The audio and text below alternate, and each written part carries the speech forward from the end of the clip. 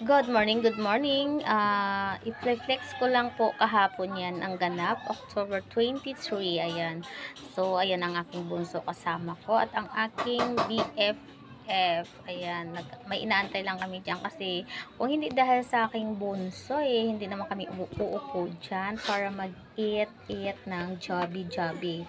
Ayan nga guys, dahil nga napagod kami kahapon, kakahanap ng wala, ayan, dumaan kami sa Jollibee at umupo. Then maya maya, ayan na may food na yan dyan. At saka tingnan mo naman, nagpakyut muna yung host, no? Tinitingnan-tingin muna kasi ayan po, nakaupo lang kami dyan guys, char.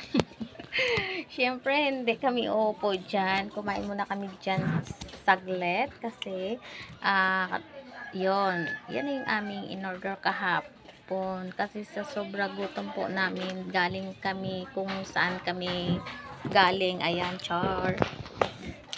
Next stop is, ayan nga, patingin-tingin na yung host para, ayan, goodbye na lang daw, bye.